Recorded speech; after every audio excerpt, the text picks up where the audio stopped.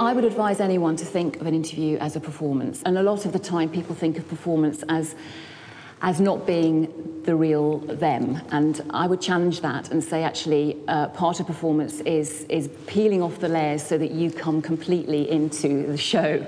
And in this case, the show is the interview. So there's a sense of rehearsing, and rehearsing not in your head, but out loud. So say your answers out loud and get a sense of the breath between the words and a sense of you really hearing what you're saying. So that when you're actually sitting in the interview and the adrenaline's pumping, you've got the knowledge and the confidence that you've said it before, and it becomes like a rehearsed, what I call a rehearsed spontaneity. What's actually on the job description? What questions might come up?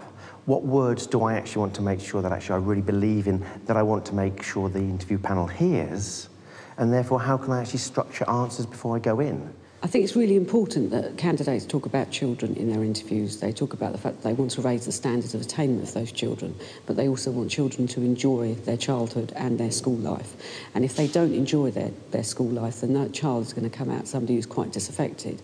So they've got to be able to always put back every question to what difference it's going to make to the children, not what difference it's going to make to them. And that is crucial. Sometimes you get asked a question that you really don't understand, or where your mind suddenly goes blank for a moment. It is fine to say, could you just give me that question again? Or it's fine to say, I'm not entirely clear what you're getting at there. Could you repeat the question? Could you rephrase it for me? Or ask the question, do you mean? In order to clarify. That also gives you valuable thinking time as well. I also find it perfectly acceptable if someone says, can I come back to that question later, please?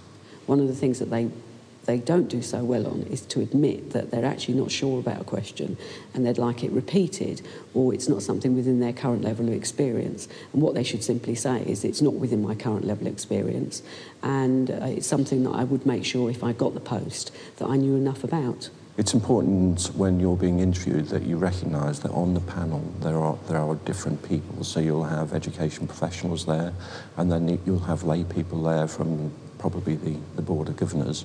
So it's important that you don't descend into jargon that they might not understand. It's important that you include them in your answers, and it's important that you make your answers as clear as possible to the non-educational professional. It's very important that if you're going for a senior leadership position, that actually the conversation is about what I have done and not we've done.